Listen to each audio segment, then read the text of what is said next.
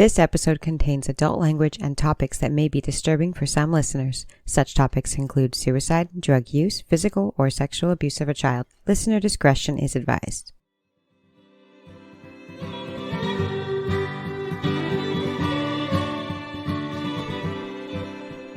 Hi, I'm Grant. And I'm Erica. And this is From Crime to Crime.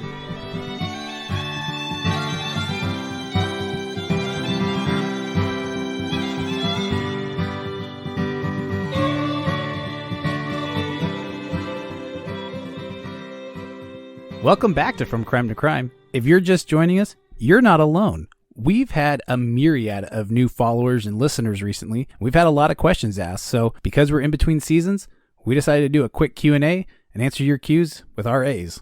And Grant promises not to use the word myriad again, because it's ridiculous. Wait, you don't like that one?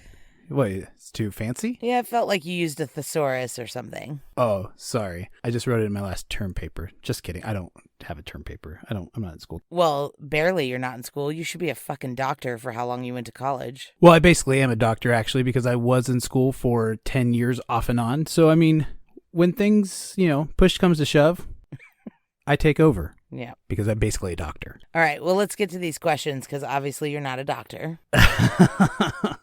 Dr. Love. Yeah. All right. So the first question is from Josh P. And he said, who does the disclaimer at the beginning of your episodes? That was a paid voiceover actress that we hired off of Fiverr, I think, wasn't it? It's Grant's wife. Yeah, that too. Yeah.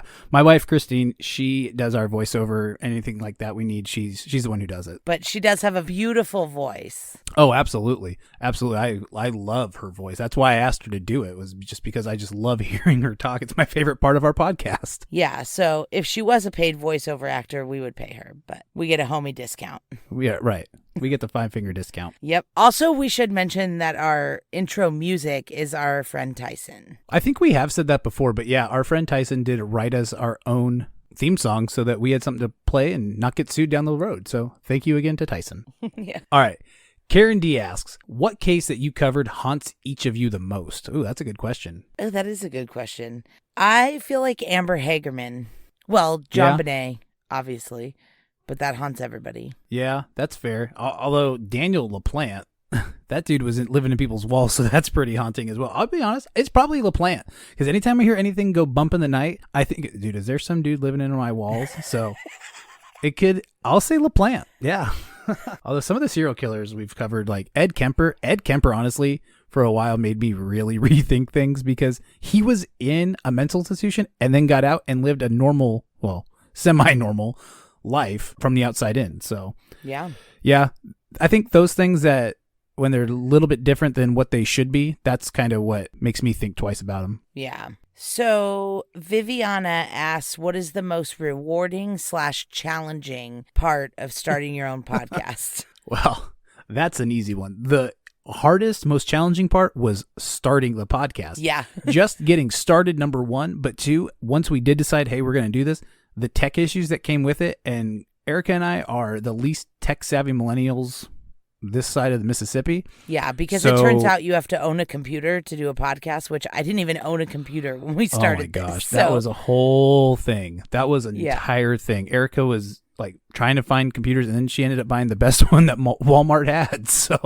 we're set for a while on computers. Yeah. But the tech part was really difficult, and doing all the research to figure out, like, we know how to talk for an hour. Yeah, but how to record when we were in separate states was really challenging for us to get going. Exactly. Which is funny now because now we have issues recording when we are together. We're always like, we should do an episode while we're together this weekend. And then every time we try to, we're like, we don't know how to do this when we're together. Yeah, it doesn't go very well. Yeah. So that's been the most challenging. I think the most rewarding part is when people say like, oh my God, I never heard of that case and now I can't stop researching it, or now I can't stop thinking about it or posting about it, or like, I think it's rewarding to know that you like told somebody something that they didn't know. Yeah. I think that too. I mean, as far as a reward goes, I mean, I don't think we're looking for any kind of reward for doing this. It's something we enjoy doing and want to hang out together. So this is kind of a nice medium. But as far as rewarding goes, I would say probably the most rewarding is being able to bring these stories back to light, and they're not just us telling the stories. They're the memories of these people. These are real cases. And so we're able to bring these back and kind of let their legacy live on when they unfortunately have not been able to. Yeah. So I think there's a lot of rewards and a lot of challenges. Yeah, definitely. Yeah. Especially with us, there's a lot of challenges, but yeah, but we make everything harder than it has to be. but we have fun doing it. Yeah. All right. Piccolina on Instagram asked, will we ever see Brian Laundrie's notebook? I don't know. I feel like if they were going to release it, they would have already done it and kind of brought that to a conclusion. I feel like probably for privacy, maybe what's in it is personal and maybe it would be disrespectful. I don't know. I feel like if they were going to, they already would have. I think we will see something from that notebook, and I don't think the FBI really cares about personal things and like writing down personal thoughts and whatnot. So I don't think that would be a reason why we wouldn't see it. But yeah, I think that after this case has had some time to die down a little bit, I think that's when we'll see it, because then there won't be so many people like outside of the Laundrie's house and stuff like that. So I do think they're letting things cool off still. But yeah, I do think eventually they'll release what's inside. I don't see why they wouldn't. Yeah, because policy is like once it's over and closed that most of that stuff can be released. But I don't think that means that it has to be. So they could choose not to. So I'm right, not sure. And maybe down the road somebody will be doing a deep dive and go digging for it and be able to get it out. Maybe the FBI won't necessarily release it, but there's different ways that could come out. So yeah, I could see that happening. Yeah. So, all right. Well, the next question comes from Carol P. And she asks, what do you guys like to do besides the podcast? Well, I know I like to be outside. I do a lot of gardening at our house. A lot of just being outside with plants, and we're trying to start our own garden right now. So I would say a lot of that is kind of the main thing that we do. But I have a lot of hobbies and different interests and things. So anything where the dopamine takes me, I kind of go towards. Yeah, we like to go camping and be outside. We both like to do outside things a lot. Yeah. We grew up before the internet. So we were used to being outside until, the streetlights came on. We just weren't smart enough to use it. No. We grew up before the internet. The internet didn't start coming around until we were like 12 or 13 and stuff. Yeah. But like when we were little, like we were outside all the time. Right. So we like to do really nerdy stuff like metal detect and magnet fishing. Yeah, that's true. Erica bought me a magnet fishing set and a metal detector. And then this is super weird. I actually am trying to grow my own mushrooms right now. Not magic mushrooms or anything like that. Actual edible mushrooms. I saw this thing on TikTok on how to grow them in logs. And we happen to have some oak logs on the side of the house. So. Yeah, from where your tree fell down. Yeah, it's from the tree that fell down. For anybody who remembers that story. But yeah, I don't think we ever posted pictures from when that tree fell. We said we were going to, and I don't think we ever did. Oh, well, if anyone wants to see, I guess we're going to post some pictures of it. Yeah. Yeah, that was pretty gnarly. So that was a very intense time. So. Yeah, all right. Grant's backyard is like an enchanted forest, so he pretty much spends all of his time out there. Yeah, it's a small park is the best way to say it. When you look it up on Google Maps, it comes up as just a green park because we have so much tree and foliage and stuff. So yeah, it's fun. I love being back there. Yep. What else do we like? I like ping pong. You like ping pong? Oh, yeah, we do like to play ping pong. Yeah, we each have a table at our house. We like to have tournaments. Right, exactly. So we do that. You like to take the dogs to the dog park. I don't like to. I have to. Either way, it's something you do. Yep. And we like country music, so we like going to concerts when that used to be a thing. Yeah, we've been to one since the pandemic, Garth Brooks.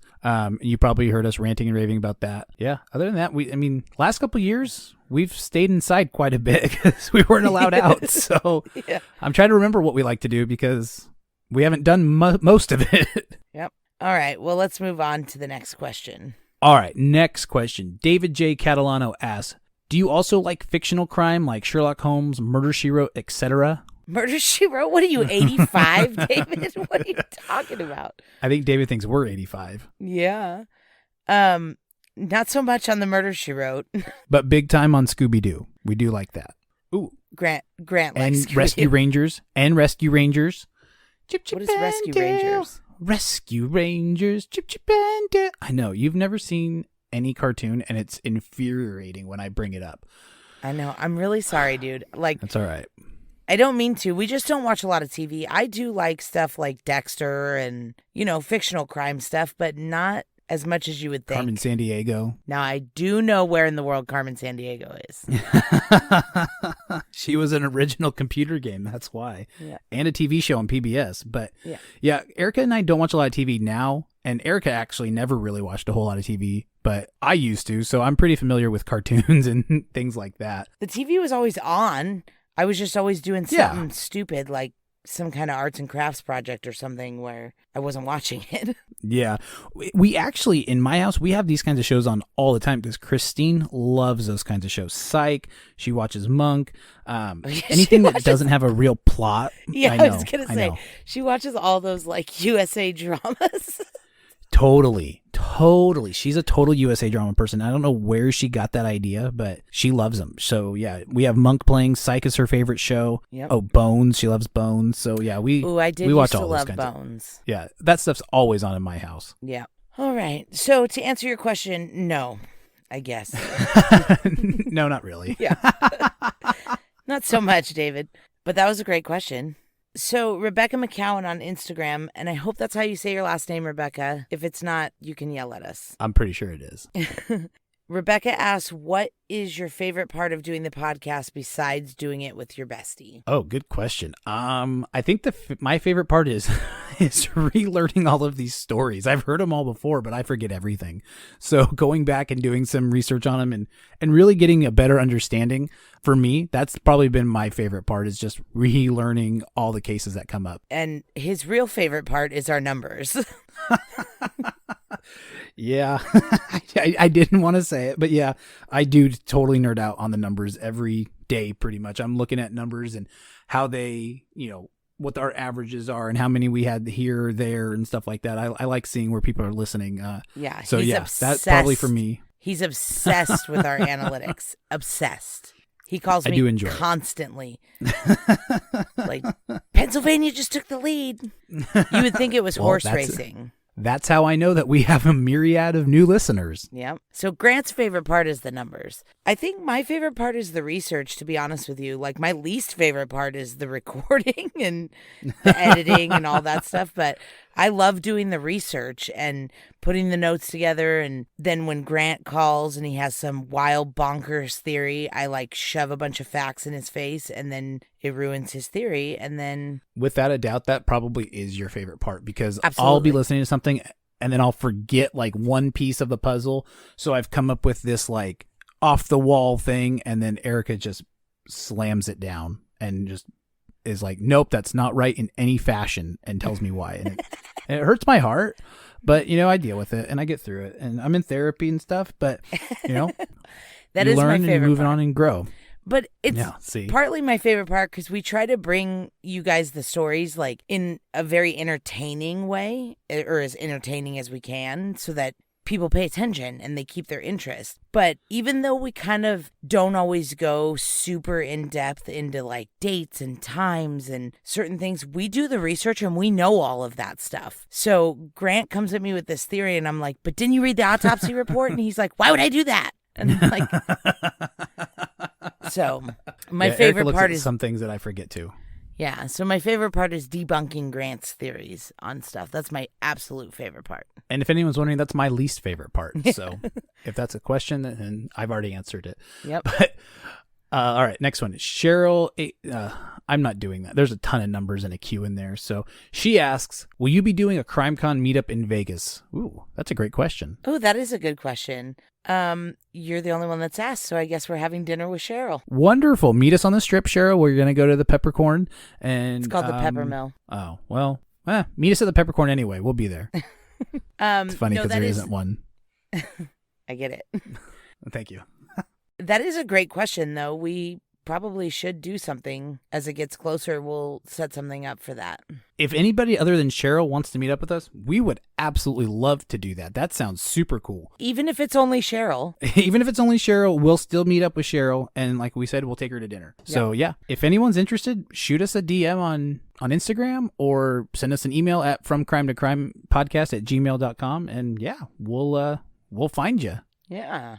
All right. So TNTC fan 23 asked, do you guys listen to other true crime podcasts? Yeah, absolutely. I mean, I course. think for both of us, that's, kind of how this whole idea got started. And Erica listens to him all day, every day while she's working when she can and stuff. And I listen to him when I'm out in the yard or, doing something else here or there. Yeah. I listen to a lot less than I used to now that we are focused on this one. Yeah. So, and it's not because I'm like, oh, I don't want to listen to it, but it's like you don't have time when you're doing research and you're really focused on what you're focused on. It's almost like tunnel vision. Yeah. Do you have any favorite podcasts you would recommend? In the Dark has a really good couple seasons of podcasts that you and I both have talked about and really, really like. Hopefully they're going to start a new season here pretty soon. I actually heard that might be coming up. So that would be one that I know. And then one that is kind of I'm sure a lot of people know of it, but Disgraceland. I don't know if you've ever heard that one, but it's basically similar true crime stories, but as far as like music and other entertainment goes. And so that's pretty interesting too. So that's another one that I like to listen to from time to time. Nice. From crime to crime. What about you? What are your top 2 or 3? Well, I love Doe cases, so there's a podcast called the Doe Identify Podcast, and I really love it. It's hosted by a girl named Haley. She's really awesome, and she presents the cases really well, where you can get a picture of what's going on. So I love that podcast, and I don't know. I love In the Dark. I love deep dives into like one specific case, which is so funny because we did the opposite with our podcast, and we did like each episode being a different case. But I love deep dive podcasts, especially when they're done well. I like those too. Totally. So, also another one I'll recommend is Chasing Cosby. For anybody interested in the Bill Cosby saga, Chasing Cosby was a really good podcast that I listened to too, that went really deep into kind of the whole story of what transpired and how Cosby ended up where he is, which is not behind bars anymore. So, yep. All right. Question number, who knows? We don't have these numbered. Solis is motherhood. How long does it take for you to gather information per episode? I think it depends. Most of the episodes that we do, because we pick the cases, so they're mostly cases that we already know a lot about. So it's more just fact checking, doing the research, putting the notes together. Sometimes if it's one that we know really well, it takes a week. Sometimes if it's one that we don't know very well, it could take a month. It just kind of depends on where we're starting. Yeah, exactly. I would say on average a week, maybe 2 is what we do. But, like when I covered the Norco 80 case and it takes me longer to do everything, it took me about 6 weeks to compile all the info and put it in order and make it so that I could tell the story to you well. So it really does kind of depend. And typically we are familiar. So it's refreshing. It's getting facts straight, notes, that kind of stuff. So about a week typically. Yeah. And we work on it hours a day, all week. Like, it's not like, oh, a half hour here, an hour there. Like, we put a lot of time into it, no matter whether we know the case or we don't. There's a lot of time that goes into it.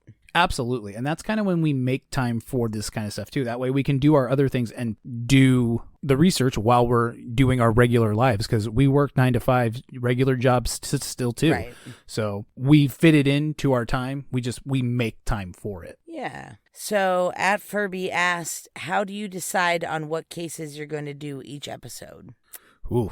A lot of times you guys decide what cases we're going to do. We ask you for your opinion, and you guys aren't shy about giving it to us too. So we try to do things that our listeners give us recommendations for, and obviously other cases that we think are just going to be interesting. And then on top of it, we try to break things up too. We don't try to do the same type of case 2-3 weeks in a row. We try to give a lot of variety. Yeah, so we have like a spreadsheet where we put all the cases that we are pretty interested in covering at some point on the podcast, and they're all separated into different categories: solved, unsolved, serial killers, and we try to like so on. Yeah, and we try to mix it up. And then usually what we do is we go on there and we like color code it for like, okay, this is the one that we're doing research on right now. This is the one we're doing notes and stuff like that. And then we kind of argue about like, no, we're not ready to do that one yet. Or, I really want to do this one this week. And then Grant begs me to do it. And then I say, no, we can't do it. And I make him wait like 5 or 6 weeks.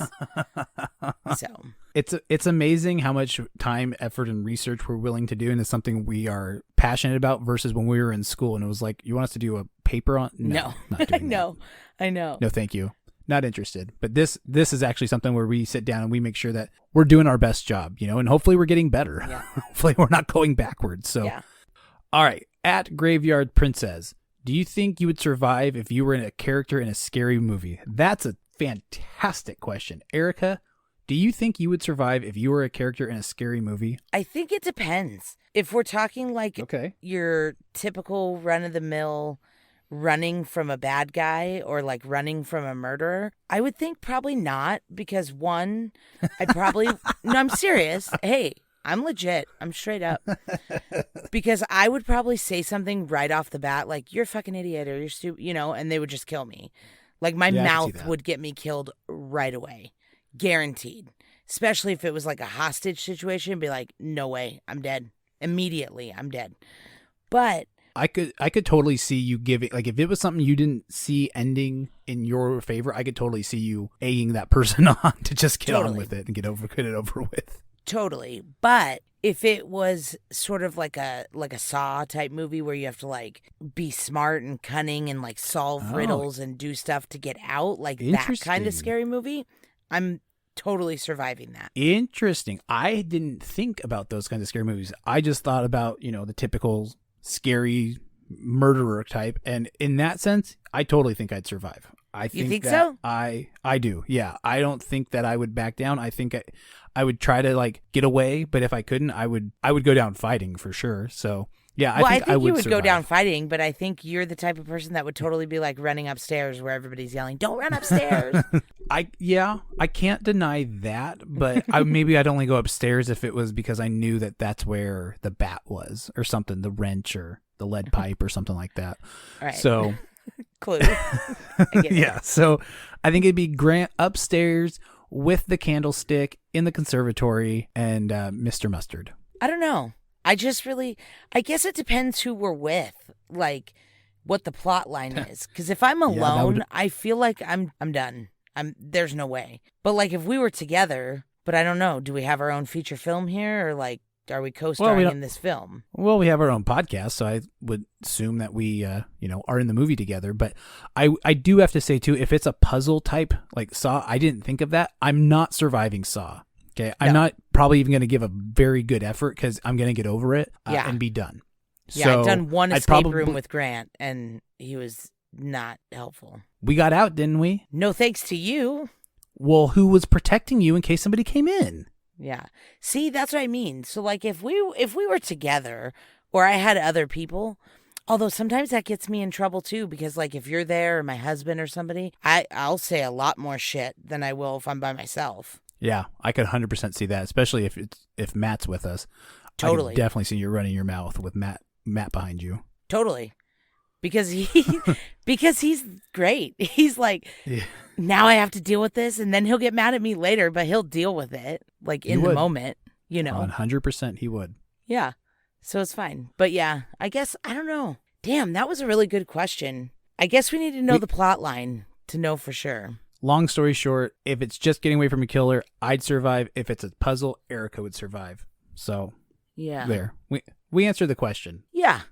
All right, so next one. Scooby Snacks asked, do you guys have any opposing views on cases that neither of you are willing to bend on? Any opposing views on cases? Can you think of any? Not really, because every time we do have an opposing view on a case, I spew facts at you, and then you go, God dang it. And then you just agree with me. So not really. We do have opposing views on mostly everything in life. Yeah, definitely. The Politics, death penalty the is one penalty. you guys. Yeah, you guys know the death penalty is one that we differ on quite a bit. Yeah. But yeah, as far as cases go, I do a really good job of trying to see both sides or every side of things. So I'm gonna say no on the cases, but yes on pretty much everything else we have opposing views on. Yeah. Which I feel like is funny that we're like BFFs, but you guys can make it work. That's true. It's true. Just work it out. Yep. We work it out. Yeah. But we are interested in a lot of the same stuff too, though. We do have opposing views on like some issues, but we also are both big dorks and we like metal detecting and magnet fishing and stupid shit, Yeah. Stuff that nobody else likes. That's probably why we're friends, because nobody else will do the stuff that we like with us. Yeah. Well, it's pretty nerdy. Yeah, it's true. So we had decided just to start a true crime podcast to do it too. So Yeah, like nobody else would care about a coin that I found metal detecting. you are my go-to metal detector coin connoisseur person. If I have a question, you are definitely the person I'm going to. And for the most part, I've metal detected my backyard. So I'm not exactly in the desert yet, getting there, just warming up. But and so far, I found a key and a few coins and some nails and screws. Yeah. So nothing too crazy, but we're getting there. We're getting good. Yeah. We're getting good at podcasting and metal detecting. We're Yeah. an unstoppable duo. All right. Okay, Tabitha, she asks, if you could interview any serial killer, dead or alive, who would it be? Solid question. Israel Keys. Ooh, yeah, it has to be for you, huh? Yeah. Has to be. Yeah, Yep. That's a great one. Yeah, because he left Easy. a lot of unanswered questions. I don't think he would answer any of them because Well. he's a D-bag like that. But knowing what we know now and watching the videotapes of how the FBI interviewed him, he would be the person that I would want to interview. Yeah, I could see that one would be really fun because, like we said, Israel Keys has a lot of unanswered questions and he could be tied to a lot of different things. So yeah, I think that's a really good one to say. Good job on that one. Yep. I think for me, I would choose Samuel Little. And kind of the same reason because of Israel Keys. He left a lot of things unanswered and he admits, I should say, to 93 murders, but maybe there was more, and maybe he had more answers to questions that we would still have if he was still alive. So I think for me, Samuel Little would be the guy that I would talk to the most, and he just happens to be America's most prolific serial killer too, so that helps. And he just happens to be episode 1 of season 3 of From Crime to Crime. So you're Spoiler alert. Yeah. So. Yeah. All right. So Brianna asked, what is your favorite movie? Ooh. Wow. My all-time favorite movie. I don't watch a lot of movies. I have to say that first and foremost. I like Forrest Gump a lot. There's ping pong in that, so we like ping pong, so I like that. I mean, overall, I'm probably a big 90s Disney guy. Lion King, Aladdin, stuff like that. I like movies you can sing to. I do. I like movies where there's sing-alongs. I love them. Because I just can't wait. Oh, you don't want to get me started, but I can if you want me to. But No. Because everybody look left, everybody look right. Hey, we got copyright issues. Oh, sorry, Disney. So, all right. Sorry. I have to do all the legal shit for this podcast, too. Just one of many hats Erica wears. Yeah. I would say my favorite movie is also a Disney movie. Really? Yeah. Oh. Can I tell you what I thought you were going to say? Mary Poppins. Tombstone. Oh, yeah, Tombstone. Yeah. That's the one I was going to guess. But Mary Poppins, yeah, that's true. That's Yeah. the only other movie you've seen besides Tombstone. So That's not true. what other one? Clueless is like my third favorite movie. The one with Alicia Silverstone? Did you really just say it like the one with, like you don't fucking know? It's Clueless, right? Like there's only one? Yes. It's Clueless All right. and there's only one. Sorry. I don't think I've ever seen Clueless. Oh, my God. Oh, you have no room to talk. You've seen nothing that everybody else has seen. You've never seen The Simpsons. Can we get over that real quick? You have not seen The Simpsons. I know who the Simpsons are. You guys act like I live under a rock. Well, you practically do. You've never seen any of the episodes. Please send all of your hate mail to Erica at fromcrimetocrimepodcast@gmail.com or visit us on our Instagram at fromcrimetocrime because that's ridiculous. Sorry, dude. You're 34 years old and you've never seen The Simpsons. Like, it's Yeah. not okay. All right, well, I'll watch an episode of The Simpsons this weekend, and you can watch Clueless. I'll meet you in the middle. You watch The Simpsons. I'll watch Mary Poppins. That's fine. We can all watch Mary Poppins. I'll watch it with you. All right. I'm in. And I sing along. For everyone who doesn't know, that's Erica's secret talent, actually, is singing. So if you do see her at CrimeCon, please ask her to sing any song from Mary Poppins that she might know or any country song because she knows actually any song in general. Erica knows every word to every song. And so you're going to want to take a seat and listen. You're in for a treat. It's like the most useless talent in the world, too, because I can't carry a tune in a bucket. So it's like, what is the point of being able to, like, hear a song one time and know all the words to it, and then I can't sing? Like, what is the point? It's the I don't most know. useless talent. It has to be good on a game show. We have to find it. Like, Name That Tune Oh. probably would have been your jam if it was still on. There used to be a show that was hosted by Melissa Peterman. She played Barbara Jean in that Reba show. I know exactly what show you're talking about. Yeah. Singing Bee? Was it Singing Bee? Yes. And I used to win every episode. I played along at home, and I would win every single episode. I remember that show, and I turned it off because I was like, I don't know any of these, and I move on. I loved that show. That was my favorite show. Now, that was a terrible show. I did watch stuff like that. Maybe that's why I didn't watch a lot of like Simpsons and stuff that other people watched. I watched a lot of game shows. That makes sense. You are a big game person. Like our family in general, we love game. We play board games. We're really competitive. We all play sports. Anytime you're at Erica's, you're playing the game by the end of the night. No questions asked. It's always happening. Yeah. All right. We're off topic. That was our favorite movies are something from Disney. I forgot we were even talking about movies. Yeah. Yeah. We got Sorry real about out that. there. Sorry, right. Brianna. Sorry, Brianna, but we're going to go to Hannah now. She asked, what cases are you working on now? Well, we kind of answered one of those already, but Erica, what are we working on? We're working on Samuel Little, and then I guess I better get out our case spreadsheet thing. I was just pulling it up. Yeah. Oh, yeah. We're going to be doing the Springfield 3 this season. Sarah and Jacob Hoggle. Mm-hmm. And we're going to be doing Daniel Wozniak. I don't know Daniel Wozniak, so I'm looking forward to getting into that one because it's a solved case. I like that. Yeah, that one was actually suggested by more than one person, but one person a lot of times. Well, good. I'm glad that that we can fulfill their heart's desire with talking about Daniel Wozniak. Yep. Wonder if he's related to Steve Wozniak. Do you have any idea who that is? Yeah, he's that short, ugly guy with the computers, right? Oh, yeah. He's the co-founder of Apple. I didn't think you'd know that because you hate Apple, so I didn't think you'd ever cared to know who did it. I don't hate Apple. Well, I mean, you don't have an Apple computer, so I figured you just hated Apple. That's because I did a whole bunch of research before we started a podcast, and this fucking computer was the one that it said I should buy. $7,000 later. And now it doesn't work with my stupid phone, and I can't get my stupid phone to put my pictures onto my computer because I'm out of space on my phone. My favorite thing is that you bought a gaming computer for this, and it doesn't come with a webcam. Like, yeah, I can't even Zoom. Nope. Spent $11,000 on a computer and it doesn't even have a camera. I did not spend $11,000, but well, pretty close. Enough. Might as well have been. Yeah. So anyway, that's I don't hate Apple. I didn't know that guy was from Apple, by the way. For some reason, I thought he was a different computer person, but I have an iPhone. But now this stupid computer and my stupid phone won't talk to each other because they're like, you should have got an Apple computer.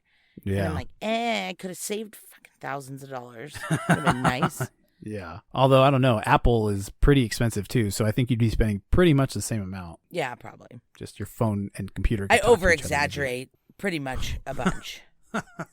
Oh. So at least you're able to admit it. For years, you couldn't admit it. So well, there's some things I don't over-exaggerate on, but then there's some things where I do. Like life. Yeah. Well, because it makes things more interesting. It does make your stories better. But in Erica's defense and in our podcast's defense, we don't embellish anything on the podcast. Everything is factual. Isn't that funny? It is pretty totally exaggerate on everything in life, but when it comes to this stuff, I'm like, no, it has to be exact. Because that's my pet peeve when I listen to other podcasts and they say stuff that's wrong about a case. And I'm like, guys, you could have super just Googled that. Come on. Yeah, and a lot of times, if it's a case we know well, we'll just turn it off. So yeah, it is important to us to know what we're working with. Yeah. So those are the cases that we're working on that are coming up. So I think that's going to about do it for tonight. Oh, we do have one more question. All right. It's not on our case list, or it's not on our questions list. So what that's is it? Because that's because I didn't want to write it on here because you'd be like, we're not asking that. Okay. I'm interested. So this one comes from the Beeve6. Is that his name on Instagram? I believe it is. Yeah. This is one of my friends. So yeah. So let's see what his question was.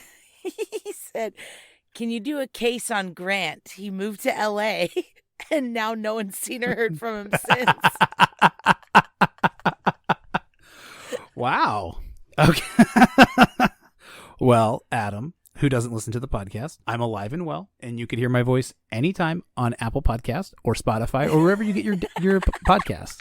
Oh, I just wanted to bring that up because I moved to Vegas and you moved to LA, and we still see and talk to each other just as much as we always had. So suck it, Adam. That was the I'm- only reason why I wanted to ask you that question on air, because I want to be like, well, I still talk to you multiple times a day. Yeah, I may see you more now that you moved out of state than I did when you were like down the street, honestly. So Yeah. Well, we talk for sure more now. just to be clear too, you do have exclusive rights to my case if anything does happen to me. Oh, thank you for the legal You're welcome. part of that. And I will make sure that somebody well qualified covers your case very well. Yeah. Okay. Not you. No, probably not. I'll get Ashley Flowers to do it, though. Hey, she's a mom, by the way. Congratulations to Ashley Flowers. I'm sure she's listening.